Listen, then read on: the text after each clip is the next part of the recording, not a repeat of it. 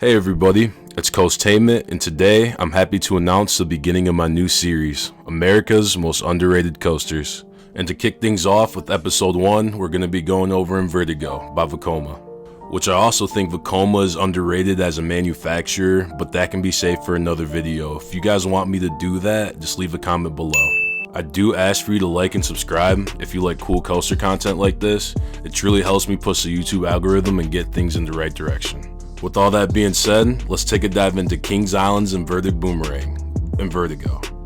Surprisingly, Invertigo is not that much talked about, but with the midway back-to-back layout and two snappy inversions, which are the cobra roll and inverted loop, it seems like this coaster should be more talked about, and for good reason.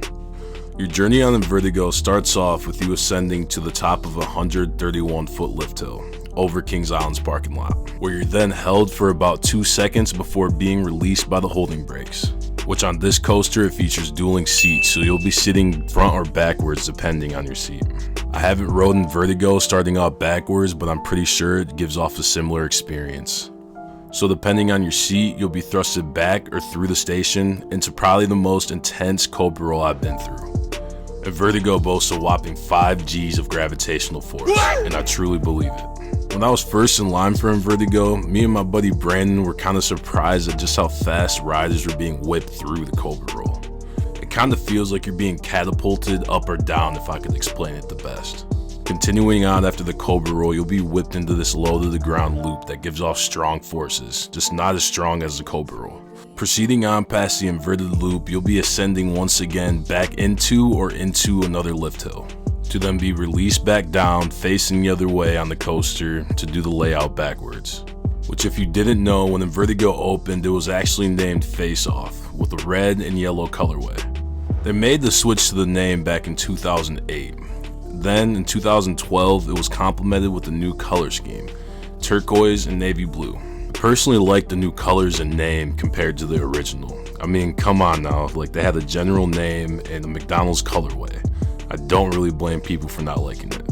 However, either way, it's still a top 20 coaster in my opinion, maybe even the top 15. I think the nearest thing to Invertigo would be Silverwood's Aftershock. Although on this coaster, it features a 90-degree straight angle ascend, and on Invertigo, it features a slanted lift hill. I haven't got the chance to ride Aftershock yet, but I bet it's underrated just like Invertigo is. In conclusion, Invertigo is probably the second most intense roller coaster at Kings Island, sitting behind the Beast. Orion and Diamondback lovers, don't pitchfork me in the comments section because I said that. I just think those coasters were based on airtime alone. Which a lot of enthusiasts do like airtime, I just personally like more intense coasters.